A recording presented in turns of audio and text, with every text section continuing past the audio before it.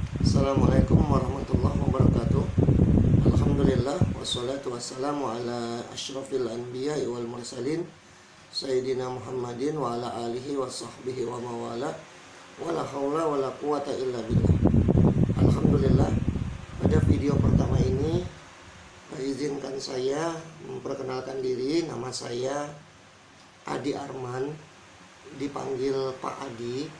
Saya pengajar mata kuliah bahasa Arab, dan saat ini kita akan belajar yaitu bahasa Arab 1. Dalam mata kuliah bahasa Arab menjadi kewajiban untuk setiap mahasiswa maupun mahasiswi program keuangan dan perbankan syariah Politeknik Negeri Jakarta kurang lebih selama 3 semester, dan ini di semester yang pertama. Jadi itu perkenalan dari saya, dan juga nanti kita akan belajar sama-sama tentang apa saja yang dipelajari.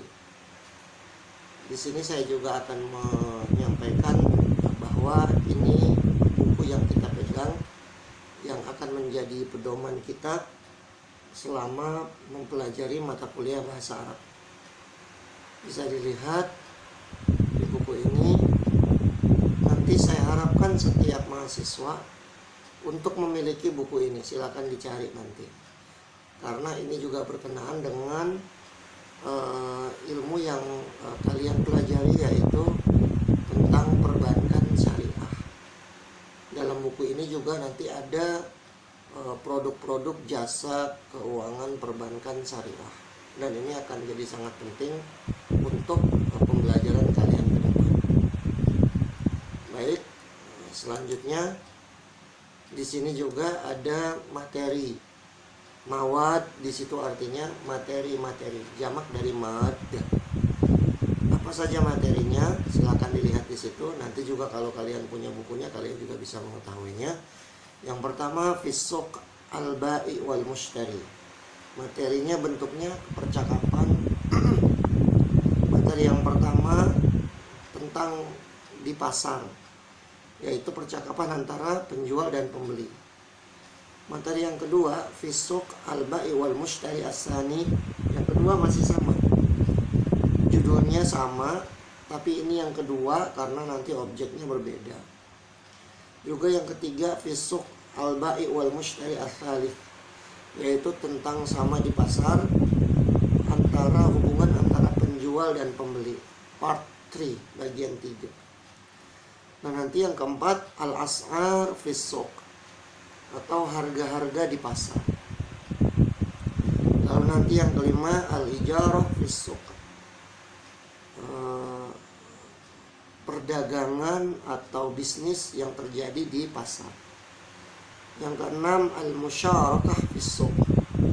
Al-musyarakah bisa kita artikan perserikatan di pasar, atau adanya kesatuan beberapa pihak penjual sehingga terjadilah perserikatan. Yang selanjutnya, al-mudharabah fisuk. Nah, ini praktek perbankan syariah yang namanya mudharabah itu seperti apa, nanti bisa kita simpulkan sama-sama. Juga ada lagi al-istisna wassalam fisuk, praktek produk istisna dan juga salam, dan ini merupakan produk perbankan syariah, itu seperti apa. Dan yang terakhir, al-hattu ala tijarah.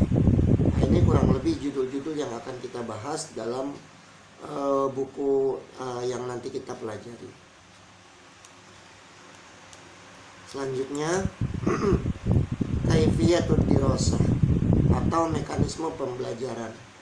Yang pertama yang jelas nanti ada membaca, dan ini faktor paling penting. Lalu kemudian memahami bacaan, karena dari bacaan itu ada timbul kosakata baru, dan kalian harus memahami ini semuanya. Lalu kemudian percakapan, ketika sudah paham, baru nanti Bapak minta untuk dilakukan percakapan. Dan selanjutnya menjawab soal-soal, karena nanti ada pertanyaan-pertanyaan. Selanjutnya, nah ini ada wazifah atau tugas. Ada dua macam. Yang pertama tugas untuk ketua kelas ataupun penanggung jawab kelas, penanggung jawab mata kuliah. Yang pertama membuat kelompok, 8 kelompok. Jadi dari judul tersebut kan ada 9. Judul ke-9 tidak usah dibuat kelompok. Judul 1 sampai 8 saja dibuat kelompok, dibagi sejumlah mahasiswa yang ada di kelas. Jumlah kelompok kalau bisa terdiri dari 2 sampai 4 orang, karena kebanyakan percakapannya hanya berdua. Berarti kalau 4 kan bisa diulang untuk yang kedua. Jadi percakapannya sama tapi dilakukan sepasang-sepasang. Yang kedua, menentukan materi untuk setiap kelompok. Contoh, kelompok 1 materinya materi yang pertama, yang fisuk al-bai wal mushtari yang pertama. Nanti kelompok 2 materi yang kedua, kelompok 3 materi yang ketiga, dan seterusnya. Yang ketiga, tugas ketua kelas ataupun PJ mengkondisikan kelas agar tertib, karena nanti bentuknya menggunakan Zoom meeting atau Google meeting, maka ketua kelas harus hadir di situ, memeriksa teman-teman semuanya agar semuanya ikut aktif dan kelas itu menjadi fokus untuk belajar. Selanjutnya tugas kelompok ataupun mahasiswa. Yang pertama, melakukan percakapan sesuai materi. Nanti yang jelas percakapan itu akan dilakukan untuk setiap kelompok ya. Kalau kelompok pertama, ya udah percakapannya percakapan yang materi yang pertama misalnya. Nah, itu yang melakukan percakapan pada hari itu adalah ya kelompok yang pertama. Misalnya berdua orang atau berempat. Lalu kemudian setelah selesai mata kuliah pada hari itu, tugas untuk kelompok pertama membuat video percakapan.